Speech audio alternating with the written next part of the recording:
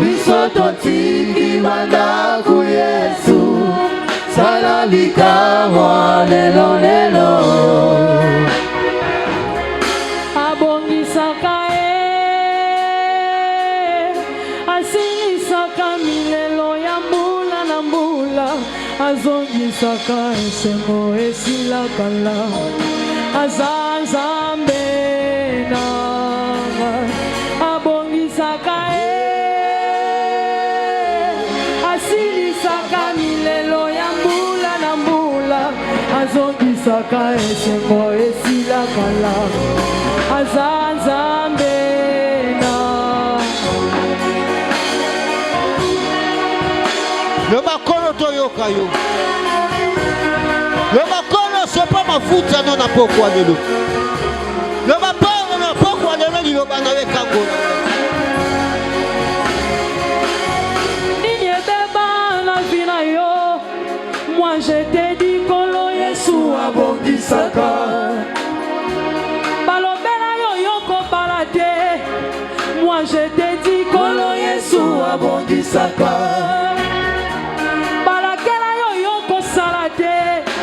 Moi je te dis kolo Yesu abongisaka. Balobela yo yoko bikate. Moi je te dis kolo Yesu abongisaka. Abongisaka asilisaka milelo ya mbula na mbula azongisaka eseko esilakala azanzambe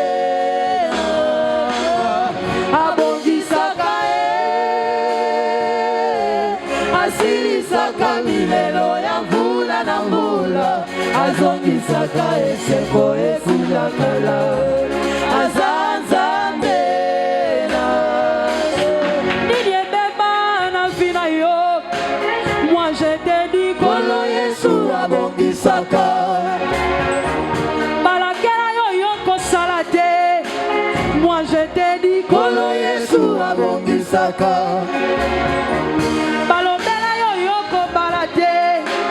Moi je te dis kolo Yesu abongisaka. Ninye kufa na vina yo.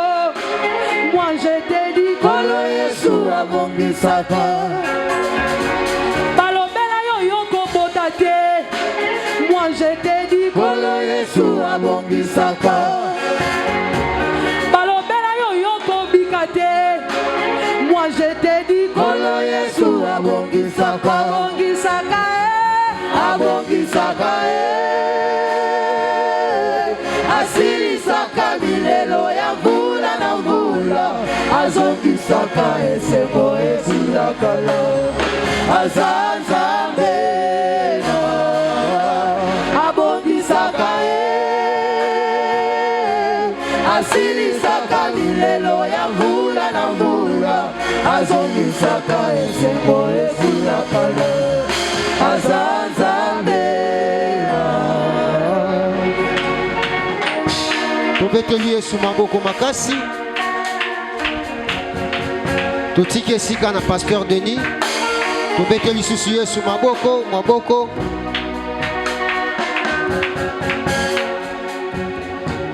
Merci. Otelemi maboko likolo. Ozolo bananzambe na ye na pokwa lelo.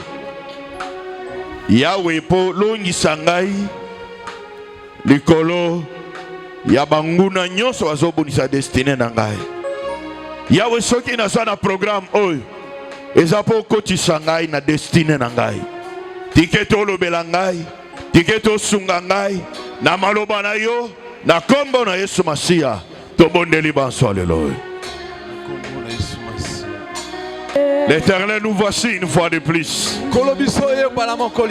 Père, nous bénissons ton nom pour ta présence dans ce programme. Merci pour tout ce que tu as commencé à faire. Merci pour ce que tu feras ce soir. Père, nous voulons entendre ta parole. L'Éternel, que ton onction nous enseigne ta parole dans la vérité. Utilise puissamment ton serviteur. Dans le nom de Jésus-Christ, les noms les plus précieux, les noms les plus grands. Et si nous t'avons prié et nous t'acclamons te disant Père de grâce. Alléluia. Amen. Que Dieu vous bénisse pour votre présence en ces lieux. Et restons debout par la grâce de Dieu. Et ce soir, nous avons un autre orateur qui va nous parler de la part de Dieu. Amen. Amen. Bien-aimé, je t'en supplie, sois attentif à tout ce qui va être dit en ces lieux et prie. Parce que nous sommes venus ici pour prier. Amen. Amen. Alors sans plus tarder, nous invitons l'homme de Dieu, le pasteur Olivier, quand il avance, applaudissons pour la gloire de Dieu. Merci. Alléluia. Amen. Biblia pona kotanga verset moko na lombango. Psaume 139.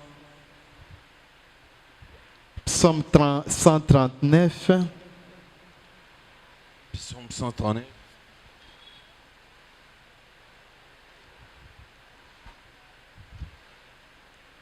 Psaume 139. Psaume chapitre 139. Total verset 11 et le béni. Molongola mo konazomi 11 totangi na kombo na Yesu. Si j'ai dit au moins les ténèbres me couvriront. Non, totangi 100 verset 16. Verset 16, au nom de Jésus. Quand je n'étais qu'une masse informe, Tango nazalaki mabele sans forme, tes yeux me voyaient. Misonayo ezaki komona ngai. Et sur ton livre était tout inscrit. Kati na mokanda na yo ezalaki akoma. Les jours qui m'étaient destinés. Mikolo oyo bapesaki ngai pona kobika. Avant qu'aucun d'eux exista. Amen. Avant ata mokolo yango ata mokote ezala. Maloba nanza. Amen. Est-ce que toko betela malobo maboko tovandi toze sika na biso? Nzambe azwa penza lokumu. Navike tozana thème principal tozo lebela kat na esika. Vaincre les combats de sa destinée. Amen. Et je sais que pendant ces jours, je ne sais pas, c'est déjà combien de jours? 14, hein? 12 jours déjà. Nabi que pendant mikolo nyon soto lekisi katna esika balobeli biso. Batalisi biso ke tozana bitumba. Amen. Tozana bitumba. Bitumba ngweza nini? Le combat qu'on a, c'est le combat de la destinée. Amen. Nalingi motomoko atalande kwaza pembeli naye ayebisa ye lokomoko. Que s'il y a quelque chose de très important, quand il y a 14 jours, il y a kokanga, koyeba, ko comprendre, c'est ta destinée. Amen. Si tu comprends que destinée est ali moko ya eloko très capital, donc c'est notre identité. La destinée, c'est ton identité. Donc l'objet même ozali ko exister katina moki. Donc sans la destinée, tu ne peux exister. Parce que c'est Dieu qui a planifié. Il a écrit avant mikolongo ya sa koma ki pona yo. Mokolomoko la loba ki awa ete tozala ki 10 000. Tozala ki 10 000 ne? Et c'est destiné zanine. Tu ne peux pas peut-être vivre ta destinée, mais au koraté destin na yote. Amen. Donc tu peux ne pas vivre ta destinée, mais ton destin, tu n'échapperas pas. Donc destin est inévitable. Mais destinée, on qui raté. Pourquoi on raté destinée? Parce que ils ont le pouvoir moko onzamba pesa na mutu. Pepana. Tu as ce pouvoir. Pouvoir. Il y a que ça la choix. Amen. Bato ebele bazo bika destiné te parce que bazangi pouvoir wa. Bazangi pouvoir ya ko ça la choix ya mala. Bazangi pouvoir quand il a pensé, quand il a intuition na bango, quand il a sensibilité na bango, donc bazangi ko saisir occasion ya ko ça la choix na bango ya mala. Et tant yo ozangi ko ça la choix risque za au raté destiné na yo. Amen. Donc, tu as un devoir sacré. Yakoluka au saisir destiné na yo. C'est que au comprendre destiné na yo. Amen. Na pourquoi lelo Soutembape Sakinga ezali entrer dans sa destinée. Amen. Bien-aimé, destinée zanda côté. Peut-être tant que va entrer dans sa destinée.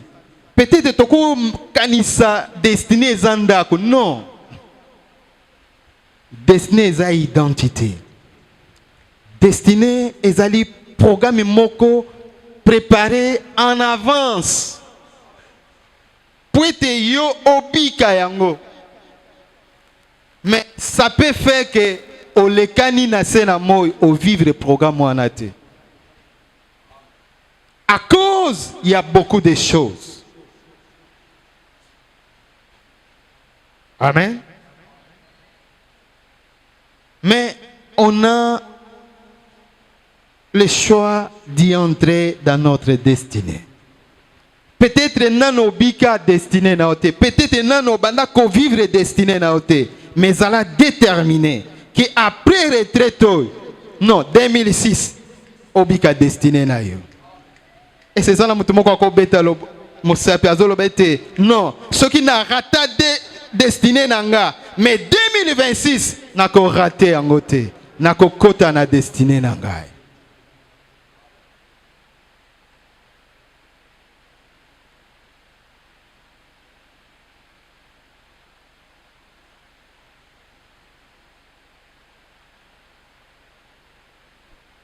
Comment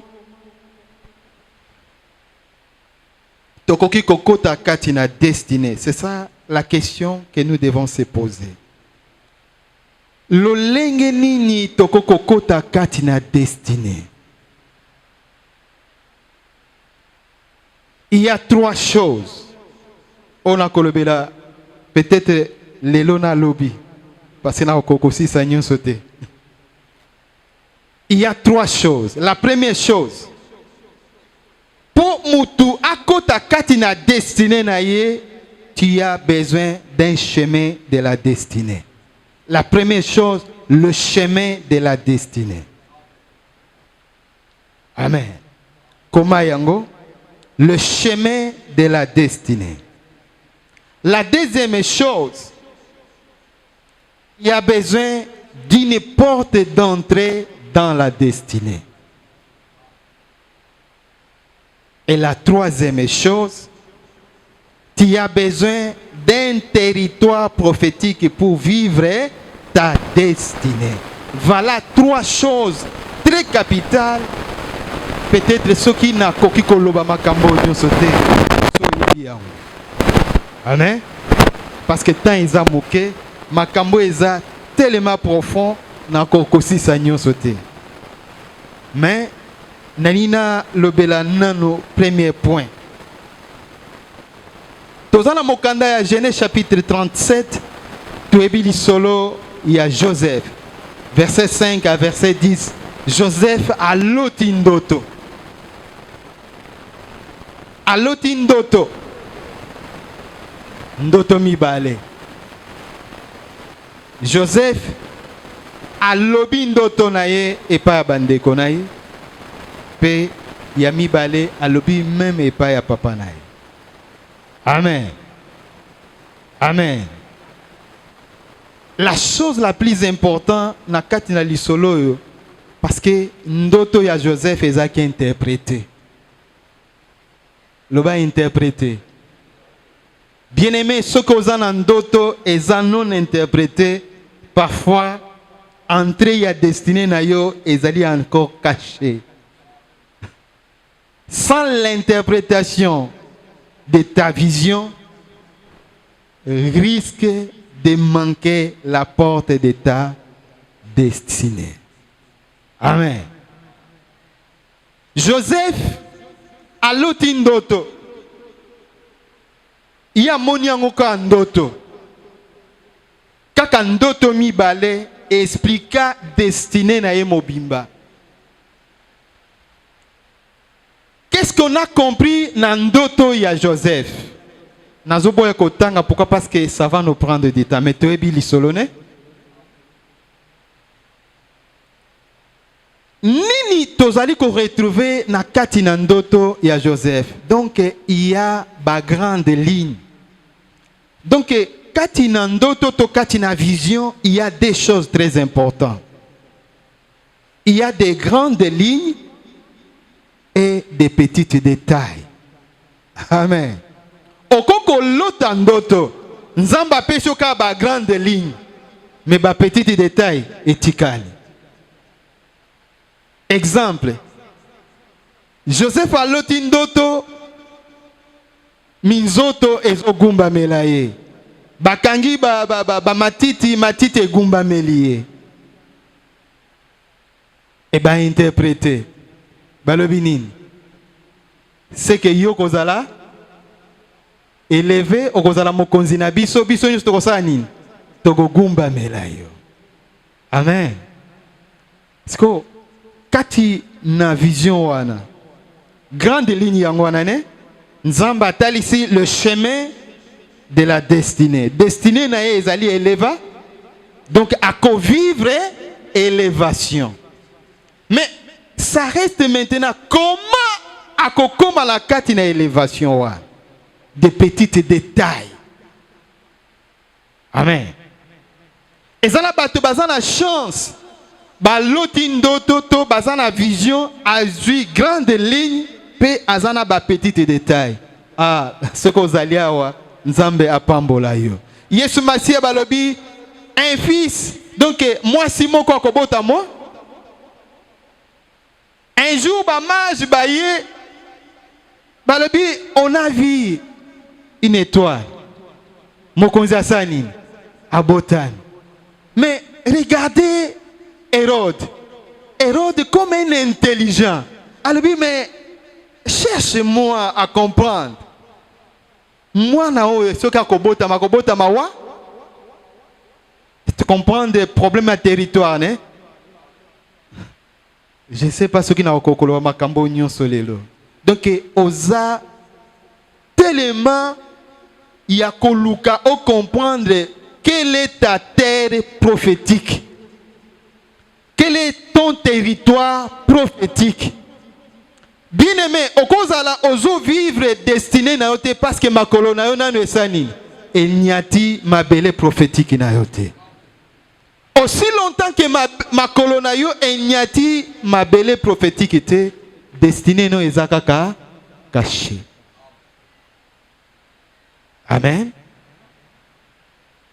Et quand il en ndoto yo, Joseph batali siye ke akozala mokonzi. Mais le lenga akozala mokonzi, moto ayebi azate. Amen. Amen. Mitalanan. Est-ce que oyebi destiné na yo?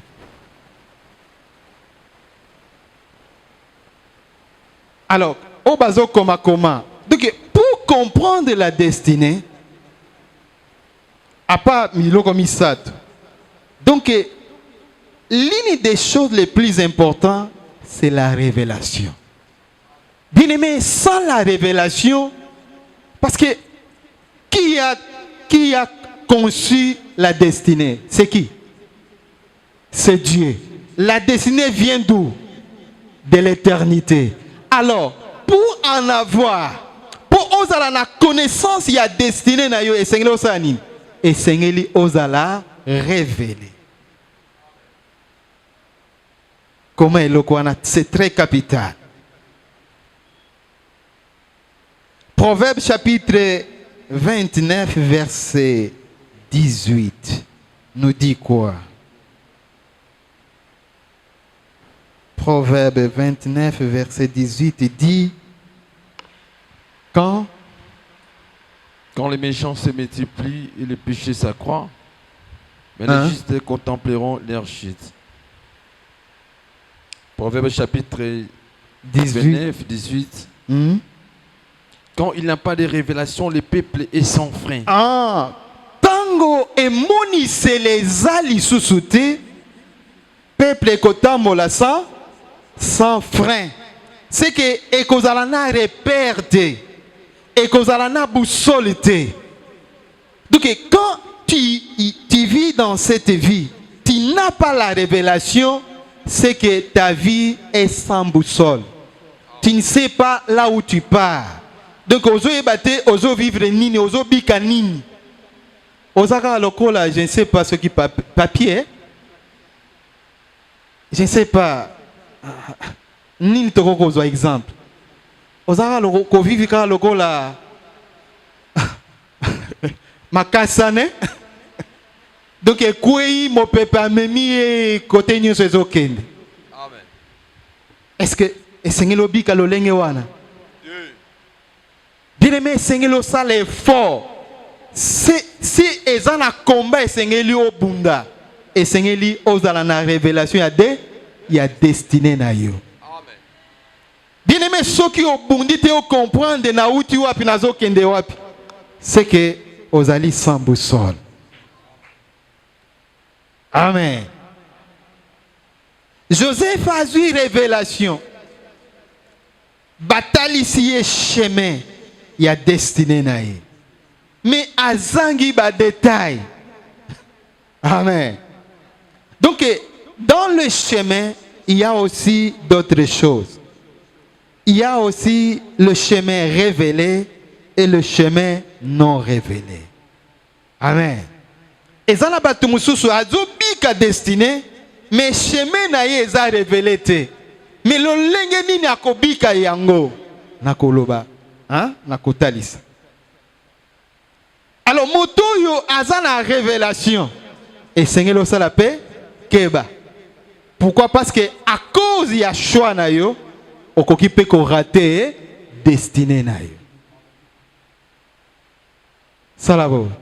Il faut pouvoir ya ko pona nzambe apesa ngango na pokwa lelo.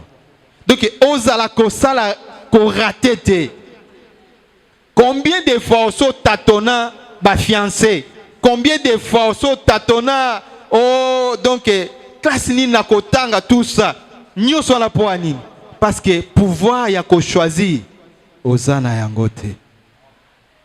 Tango ozana pouvoir ya ko choisir te. Donc ko bandaka kota Simon Petelo tatonement. Et c'est ba Simon Bazar. Ba maman Simona bazalia o ba tatona kaka. Donc mutu il faut ça l'effort avant aux décision et Seigneur Lozana révélation. Or la révélation par excellence, la révélation par excellence, la révélation par excellence. La réponse c'était le Saint-Esprit. La révélation par excellence. Le Saint-Esprit. Non, sa réponse. C'est la parole de Dieu. La parole est Donc c'est la révélation par excellence. Donc ceux qui ont lingi, ont comprendre destinée na yo, ont la révélation particularité, ont la révélation spécialité. Vanda katina mako, zwata liloba moko nzamba aloba, aloba tokozala mikila te tokozala mitu, ozi liloba ne komi liloba nanga. À partir d'aujourd'hui nga na kozala mokila te na kozala motu, et comme révélation na yo. Oh, na banzi ceux qui ezaki ba Nigérien ba ki baganga. Amen. Bien-aimé, oza olotaka te, ezala bato mosu ba lotaka te. Ko lote eza difficile. Alotaka 6 mois après. Donc ceux qui alali kaka. Yi alotaka te.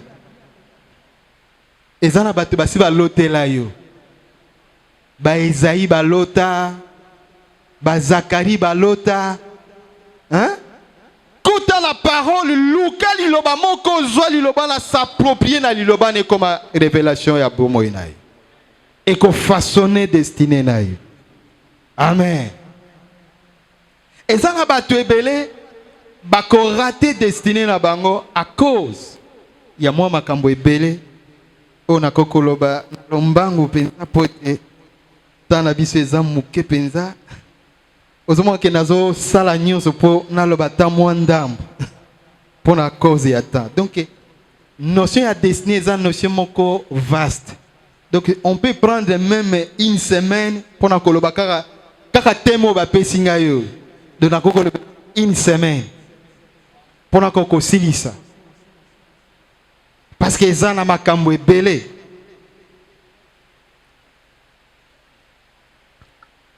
Eza na makamoko poto comprendre destinée na biso poto kokota na destinée eza influencé na makambo ebele eloko liboso eza origine na yo. Amen. Eza na bato mosusu à cause ya origine na ye influencé destinée na ye. Abotama na famille moko sorcellerie eluta. Azana chance a kusani. Mutu alolenga wana azana chance ya nini? Ya kobika sorcellerie. Parce que déjà la makila na 50% aza déjà na sorcellerie. Donc sala keba na origine na yo. Tozana l'histoire moko na Bible mokolo moko nzambe akeko ko sala justice na mboka moko Sodome et Gomorrhe. Tomoni libota moko babimi. OK? Bakomi na nzela mama atali sima komi libanga ya mu papa na bana basani. Mboke botami. Tu comprends? Mboke botami nase ya inceste. Papa na bana. Est-ce que mboka lolenge wana origine lolenge wana? Est-ce que makambo ekozala malonga? Combien de papa baboti na bana na bango? Combien de banoko baboti na ba nièce? Combien? Donc il y a des choses où ils allaient être destinées à baïke et baby kakaboy. Pour te tikala ko fongo ma ba demo ba ka ko tungisa mutuana à cause ya makambo elekana na origine nae. Amen. Ezana ba alliance établie avant kutu yoya bango basi ba sala ba alliance na bango. Ba hôtel établi. Oyebi kutu tina na yango te mais ba teka déjà bana nyonso te. Amen. Tozomona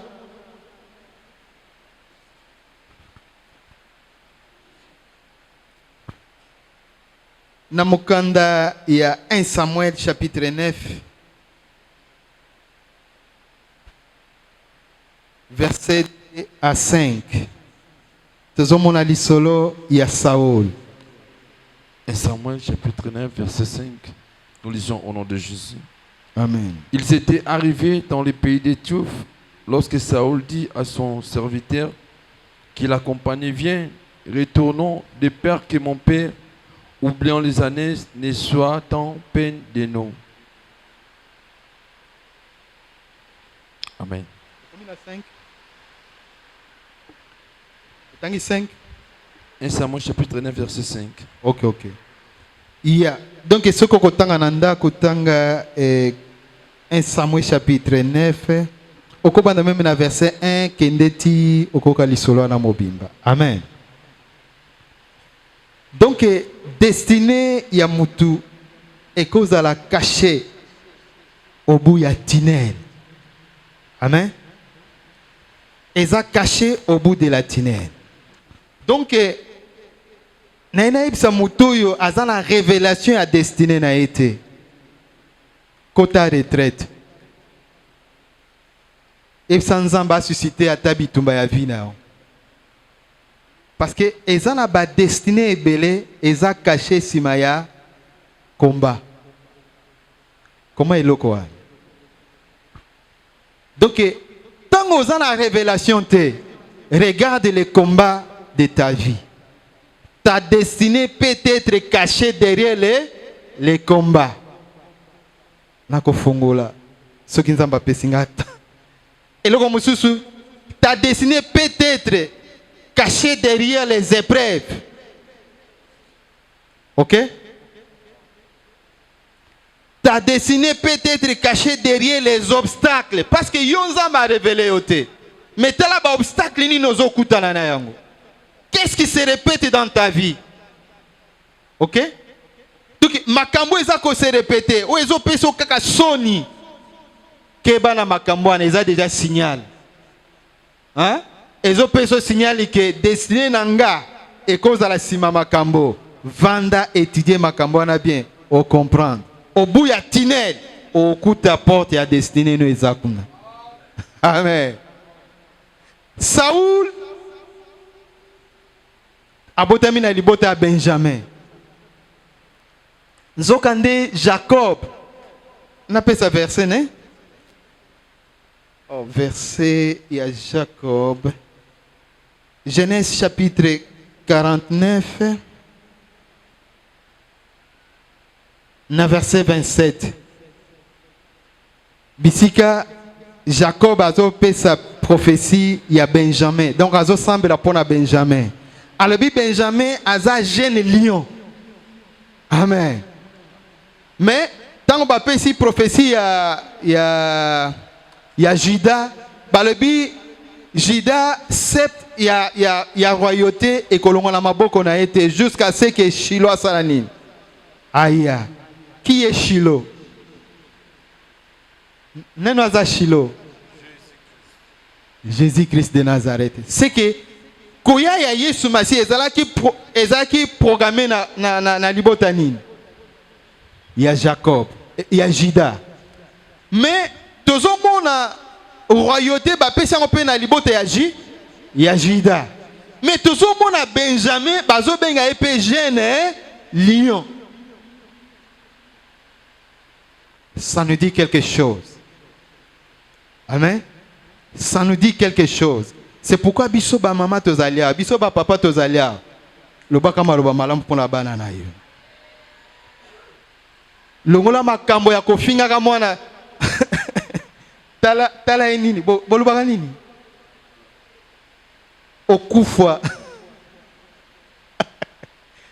Ngana kwa kofinga tena. Tebi mafinga na bafinga kane. Donc ozo finga mwana ceux qui est longi, ceux qui lokola, ceux qui oh baloba ceux qui porte à boloko. Amen. Amen. Ozali ko baby sa destinée ya mwana. Ozo bloquer destinée ya mwana na yo. Ngako mara ceux qui mwana salere Nathalie. Ce qu'on a porté. Ola bonita. Tala ye kitoko. Ah, boni yo mayele boy. Boni yo intelligente boy. Donc lobaka makambo ya malamu likolo mwana ke oloba makambo ya ma oko kanga destiné ya mwana. Amen. Donc le sambo ya Jacob alobi eloko moko ya malamu pona Benjamin. Mais asa lobi na bomo ya Juda ke yende moto akozala mokonzi. Mais aye na Benjamin alobi oza jeune lion. Lion azalaka mokonzi. Alléluia. Amen. Donc ceux qui mona no azo comme présidente parce que yo olobaka oh yo kozala président. Oli olobake yo kozala président yo zoloba la mona na est-ce que yo kozala président? Tala yezoba. Yetala makambo to loba. Changer na poko alelo. Amen. Amen. Amen. Toye comment na Saoul prophétie wana ezolanda ye. Donc eloko moko na ene na ça OK.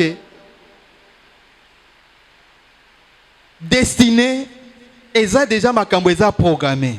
Au moins ndenge ozotambola boy. Ndenge to vandi boy. Tout ce que Dieu a programmé pour ta vie ezoluka yo. Amen. Oyo kingate. Oza pona pamba te. Oza na présence ya Nzambe. Oza pona kosambela. Ozalia wa poete Nzambe odeke eza lokola ozoya ko tuna eme makambo loba ezoko kisamate pona nini. Amen. Siko atali bo alobi me tala mwana oyo. Siko na sala nini? Atali boye mutu kaloba na vino alobi me yo banda kala nozo komate poani. Alléluia. Et c'est ça la bato moko mitu ke zo banda ko localiser na poko alelo. Amen. Oh, atali boye amona donc hier comment déjà que yo ko so mapango. Mais ti lelo zaka locataire. Oh, mais ti lelo mapango ngala loba bo bino boza pona ete. Mapango yango moko ebandi ko sani. Ezo pusana. Alléluia. Ezo ya ko luka. Amen. Oh, biso tozalaka pona yo. Amen. Voilà, donc tout ce que Dieu a programmé dans la destinée nous cherche. Amen. Eza ko luka yo. Amen. Mais yonde ozui nde chemin yama Yamabe. zala lokola Rebecca. Azala kitango nyoso 12h. Pembeni ya libulu yama. C'est ça la mutu moko azo kama na zoloba. Amen. Bache 14 jours. Pembeni ya libulu yama. Tokuta la kabiso nyonso awa. Parce que kaka wana nde bisiko okuta na Eliezer. Amen. Aye ko luka mwasi moko. Amen. Eliezer azakat na wesika molimo santo. Amen. Azo localiser moto moko. Amen. Oya za déterminé pour être à connecter na lipamboli na ye. À connecter na porte ya destinée na ye. À fongola miso na ye. Donc bato ba mona koka ba pakolo makala mais lelo tango ye na poko lelo kutani Eliezer na yo asokoli elongi na yo ti ozobima mbala moko ba oh yo za la kao donc elongi no efongwami tika Nzambe akutana na yo tika Eliezer avina yo akutana na poko lelo au nom de Jésus.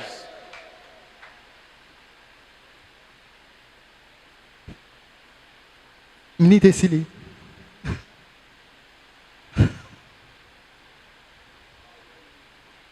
Nzamba zoloko. Merci beaucoup. Te beteli nkolo maboko makasi. Toko bane? Na sisa mo makambo po lobi nazo ata ya koloba weko ya. Donc Saoul abimi quelque part le malheur est bon.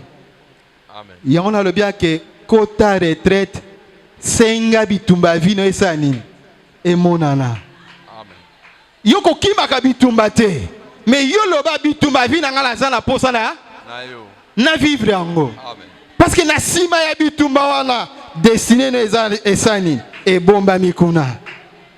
Tango yoko kuisa bitumba wana okomona ka porta destiné esani et fongwana. Alléluia. Saoul ba nesi ya papa na esani. Ebungi. Papa, Aziz Saoul a tindi. Dans 1 Samuel chapitre 9, ce que tangi au kalistolo. Saoul a bimi, mais une bonne chose. Saoul a bima de mon côté. Alléluia. Amen. Nzamba swalo ngolo na poko alelo. Amen. À cause ya compagnon moko. Compagnon d'élite moko. O akoko zala pembeni na yo. Azali clé ya destinée na yo. Bate belé bakota libulu, bakota kamam. Na ina lo ba cimetière ya Angola kuna. Bakota mbenteke ne? À cause bakota métropole, à cause ya ba clé ya mabe bazala pembeni na bango. Sala keba na waza pembeni na yo. Amen. Tala est bien. Aza compagnon, to compagnote. Aza compagnon, to compagnie. Et c'est Moutouazok. Amen.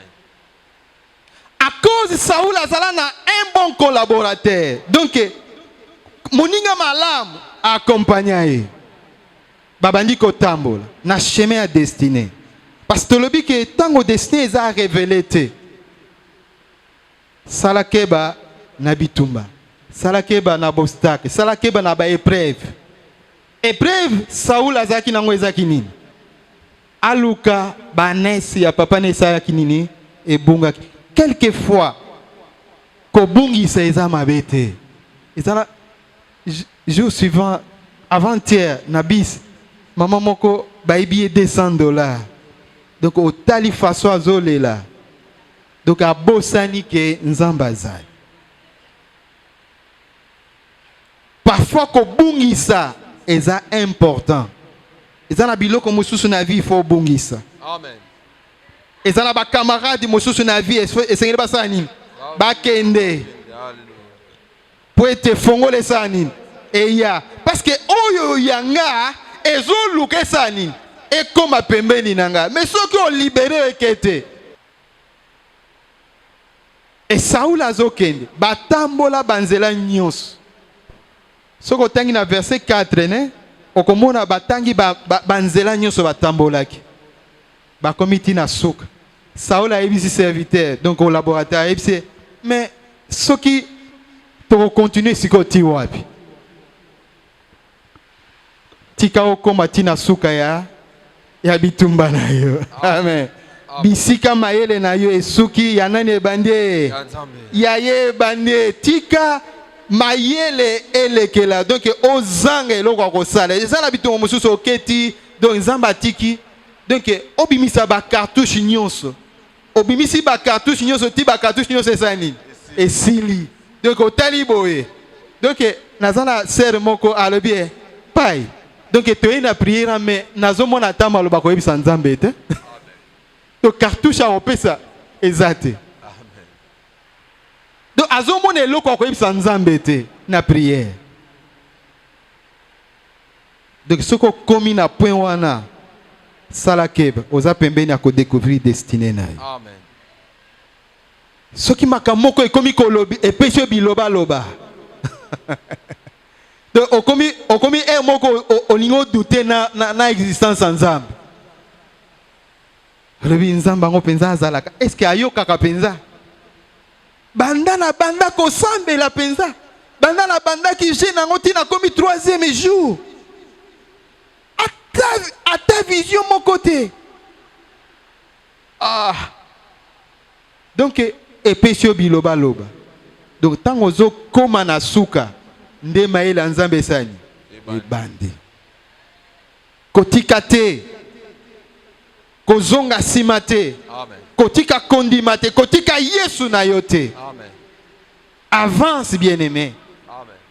Pour ceux qui ont avancé, nde okokota na destinée na yo. Au commun au bout ya tunnel, il y a une porte. Amen. Amen.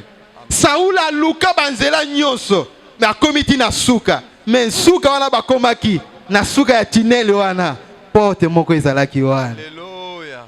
Tango Saoul a lobi, na monito zonga. Parfois papa ko bossa na lisusu ba neso e bungaki akoma préoccupé na biso. To sala ni to zonga. Serviteur le bité to zonga te na mboka oyo. Na mboka oyo. Na quartier oyo. Na balabala oyo. Ezana moto moko. Amen. Ezana mosali moko. Amen. Très crédible. Ezana mosali moko. Aza crédible. Makambo alobaka pa pambate. Amen.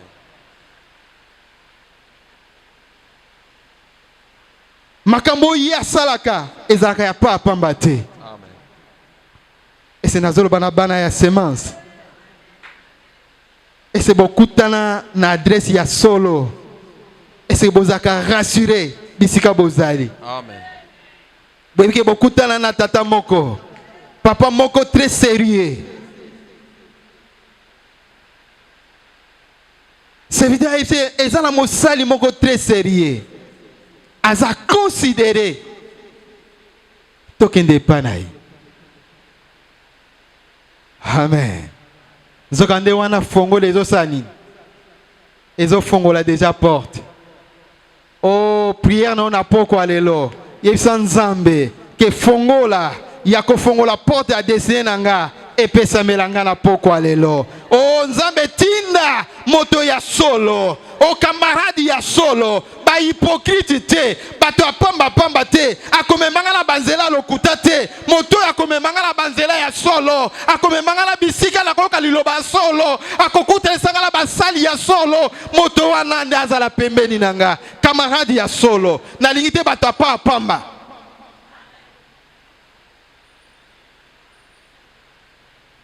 Et tant Saul andimi bakei na boyi ba détail mosus to kende na nini la ezama kamba mkolo mosus et bakei tina porte ne alléluia Amen. a comme une porte destinée à tirer les changes à gâter destinée divine, spirituelle, et kotakate. Moto ayai koluka ba nes. Lisolo nes e betama lisus. Et comme il solo il y a destiné. Tikana poko alelo. O solo la na Eliezer ya bombo inayo. Amen. Akutalisa yo, asalisa yo contact na le roi des rois. Afin que l'isolo a destiné. E betama la poko alelo. Yo oyo na liziba ya mai okutana na lisolo ya destiné na yo au nom de Jésus. Au nom de Jésus. Verset ya suka Jean 14:6.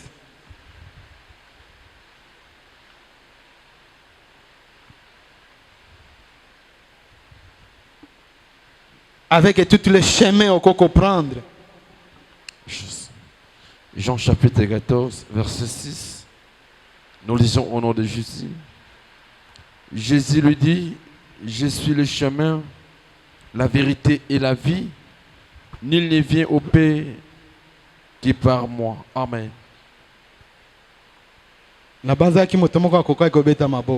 Alléluia. Bien-aimé, pourquoi tu as destiné na yo? Destiné no eza kufa te mais destiné eza ya bo. Et Seigneur okutana na mutu moko. Oazali porte. Jean chapitre 10 verset 7 alobi yazali po. Wa kokote pa na ye. Akokoma. Mais soko ke pa bato mosusu. Baza ba brigand. Yenda azali porte. Amen. Porte ya solo eza Yesu Masiya. Tikamoto moko akutana na Yesu na ye na poko alelo. Amen. Tikamoto moko akutana na liloba prophétique na poko alelo. Amen. Tikamoto moko akutana na révélation ya vie na ye na poko alelo. Amen. À cause miso na ye fongwami à comprendre que chemin ya destiné ezali na ba épreuve, ezana ba obstacle, ezana ba makambo ebele. Mais nyoso wana obu ya tunnel il y a une porte. Amen. Alobi na Job mon rédempteur aza vivant. Atelemaka wapi? Nasuka. Yo avance seulement. Porte ya kokote ezakuna nasuka. Soko kutie akoyebisa ke yo za penza molo. Matthieu chapitre 24 verset 13 alobi, celui qui persistera jusqu'au bout, il sera sauvé. C'est pourquoi Seigneur le kanga motema tina su otelemi poteto sambel. Alléluia. Et Seigneur le kota na destiné na yo.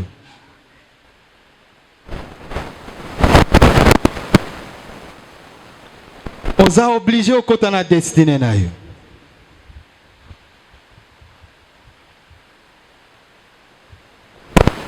Eloko aliboso ko isana nzambe na poko alelo. Senga ebolimbisi. Je ne sais pas. Peut-être miséricorde neza na bombo ina yote. Moya yoka lo sambo ne kozala te. Ebisa ngolu no na bombo ina. Nazala posa ngolu na yo. Salanga ngolu. To bandi ko sambela na kombo ya Yesu Christ. Ebisa salanga ngolu na poko alelo. Soko zo reconnaître mabe moko senga bolimbi se pa na yao. Ebisa ke limbi sanga na mabe. Miséricorde non na poko alelo. Nazala posa na yo. Nazala posa miso na ngai fongwama. Na tamboli mingi. Na tamboli mingi. Na sali mingi. Na banda ko comprendre te. Que loko motu ezali destiné. Mais na poko alelo na comprendre que Seigneur na kota na destiné nanga. Ya on a besoin de ta miséricorde ce soir. Dans la vie de tout un chacun.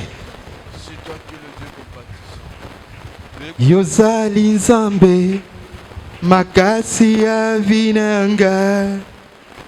Ozali nzambe yo bongwani. Oh yozali nzambe. Oh ya ya nzambe ya vinanga. Ozali nzambe yo bongwani. Oyo bongwani te yozali nzambe makasi ya vinanga. Ozali nzambe yawe yo bongwani. Oh Polo na Silase na kati ya boloko babelela we oyano la kibango. Ngai pe na beleli yo papa lokolo bongwani te. Sembola loboko kombo na yekumisa. Oh yozali nzambe yozali. Oh ya ya nzambe ya vinanga. Ozali. Oh ya ya oyo bongwani te. Oh ya ya makasi ya makasi ya vinanga.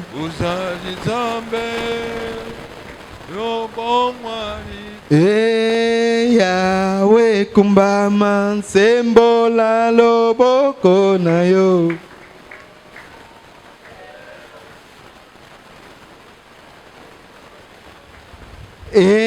Yawe kumbama nsembola loboko na yo.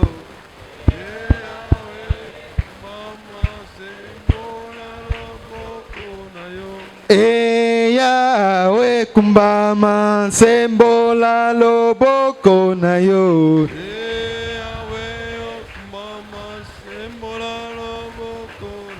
O nzamba miracle yo kumbama nsembola loboko na yo.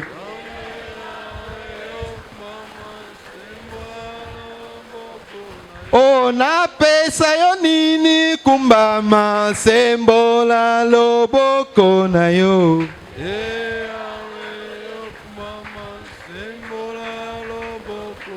O akumbama lelo yo akumbama.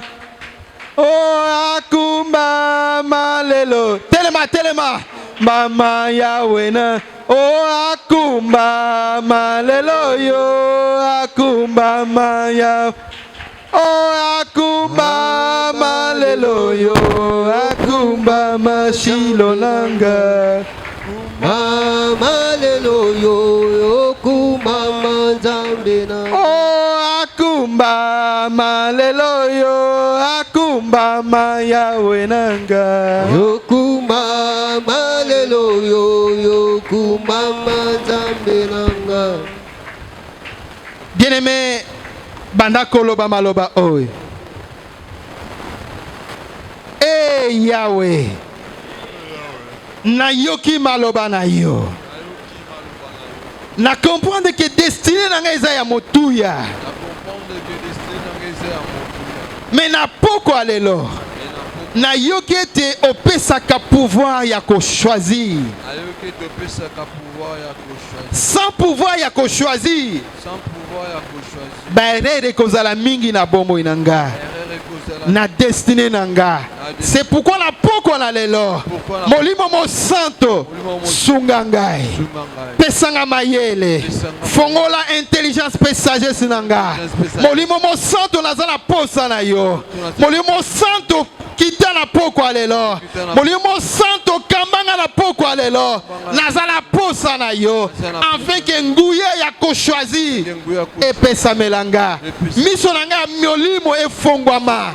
Nazala capable ya komona. Nazala sensible ya ko comprendre nani aza pembeni nanga. Banda ko bondela. Molimo santo asunga yo. Ozala sensible ya ko comprendre nani aza pembeni na yo. Oh bondela bien-aimé.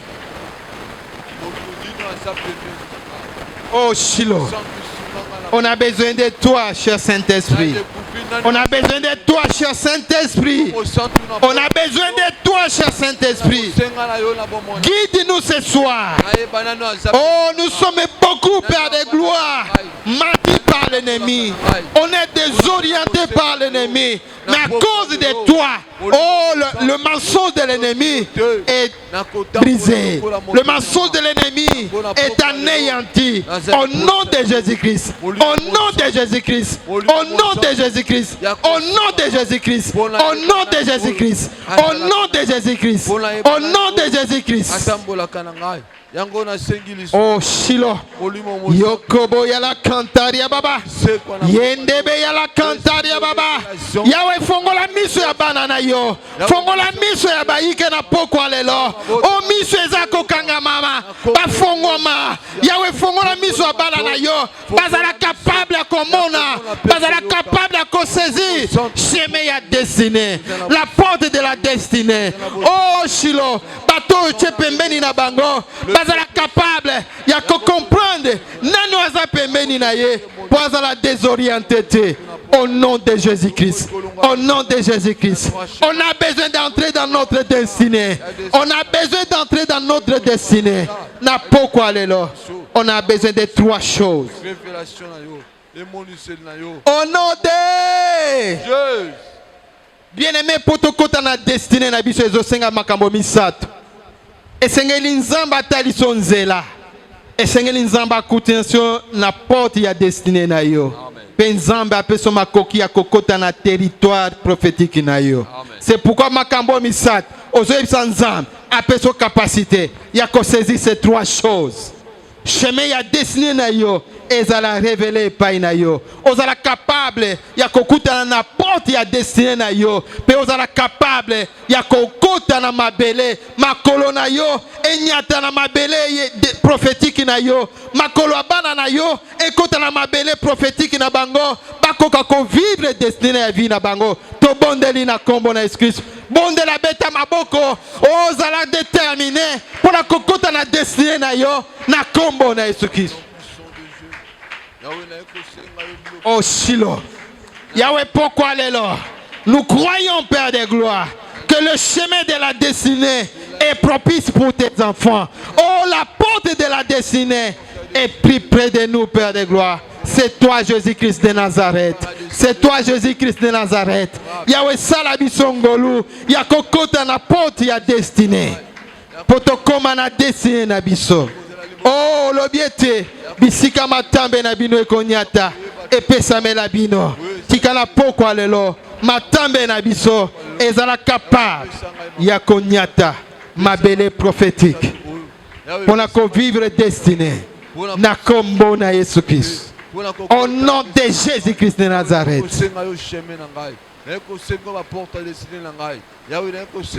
Au nom de Jésus-Christ de Nazareth. Au nom de Jésus-Christ de Nazareth. Bien-aimé, bondela. Motomosu soit bondela pour la destinée na yote. Mais le sambo na yo et qu'on s'allait au kota. Le sambo na yo et qu'on s'allait au nyata mabela destinée na yo. Na kombo na Jésus-Christ. Kino na mabele ya destiné na ngai yawe na territoire yokobo ya la cantaria baba in Jesus ba opportunité ya ba in Jesus na ngai c'est la favorable ya kofongwama yawe na poko lelo na ko senga yo na nzela toujours makolo mibale na nzela ya destiné na ngai yawe na kombo na Yesu Masia molimo mo santu ete na poko lelo ebana ko kamba ngai ebana ko simba ngai et diriger ngai na droit chemin oyo nzamba bongisa pona lobi na ngai pe ba porte et c'est la favorable na poko lelo pona destiné na ngai pe molimo mo santu abana ko mema ngai na territoire ya destiné na ngai yawe na poko bien-aimé na kombo na Yesu Masia au nom puissant de Jésus bien-aimé yokangai. Parfois, chemin de la destinée est facile pour découvrir. Parfois, la porte est facile. Parce que porte, il y a Motouya Isaïe Soumassir. Amen. Mais la terre prophétique de ta destinée, ce n'est pas facile pour te onyata. Yo oyo mabele na yo bache banzube na poko alelo. Ozokene ko ibsa nzambe alatisa yo sapato ya solo. Amen. Poete olembate. Ata eza difficile. Ata ezali pasi. Mais makolo na yo ozala déterminé ya ko nyata mabele prophétique na yo. Na 2026 oyo. Non. Soki ba bandaki ko beta ma solo ya bato mosusu na 2026 li solo na yo ebetama. Parce que makolo na yo ezoknyata mabele prophétique na yango na kombo na Yesu Christ. Moto nyonso oyo esengeli te a voyager mais mabele na ye nzela na ye etondi banzube na poko na lelo ozokende koyebisa nzambe apeso mapapu ya mpongu po ete okoka ko voyager okoka ko voler sans que banzube na bango ekoko empêcher yo pote okota na destinée na yo na poko na lelo ozana posa ya konyata mabele prophétique na yo banda ko bondela maintenant o viser mabele prophétique na yo lobete bala nanga bakokota na terre promise na bango makolo nanga ekonyata mabele prophétique alobaki bisika nyonso matambe no ekokoma epesamela yo tika mabele okonyata na 2026 ezala mabele prophétique pona yo banda ko déclarer a partir ya maloba oyo banda ko loba a partir ya maloba oyo olobaki bisika nyonso matambe na ngai konyata epesamela nga 2026 oyo bisika makolo na ngai konyata na cabinet nyonso na biro nyonso na kokota epesamela ngai bisika nyonso na kokende kobeta porte efongwamela ngai bisika nyonso na kokende à cause ya destinée na nga eza ouverte na kokota na destinée na nga na 2026 oyo na kombo na Yesu Christ banda kosala déclaration wezali boti na yo sapatu na yo sandal na yo na makolo na ngai lokola sécurité po ete na kota pe na nyata bondela bien-aimé bondela na kombo na Yesu na pokwa lelo. Au nom de Jésus-Christ, le nom le plus puissant, le nom le plus merveilleux. Merci Jésus. Gloire à Jésus. Ozolo baipai na ozo ordonné. Na biloko nyonso nzamba bongi sapona yo. Wezo luka yo. Ekutana na yo na kombo na Yesu Masia. Ezala mbongo, ezala musala, ezala libala, ezala kobota, promotion. Nyonso nzamba bongisaki. Wezo luka yo. Bien-aimé, ordonné. Écoute, au nom de Jésus-Christ. Au nom puissant de Jésus. Nalingo déclaré. Déclare.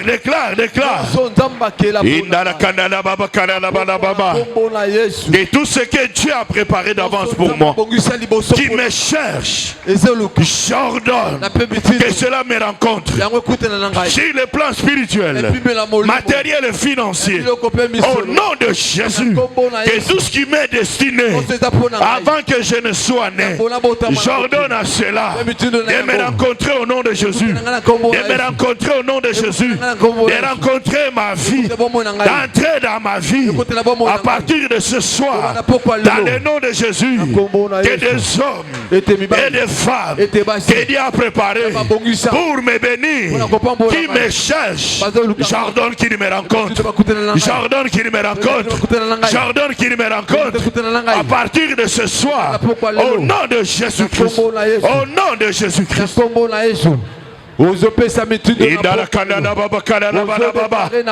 Zamba abongisa mabala. Alléluia. Zamba abongisa mbongo. Amen. Zamba abongisa bato. Bazoluka yo. Bazoluka yo.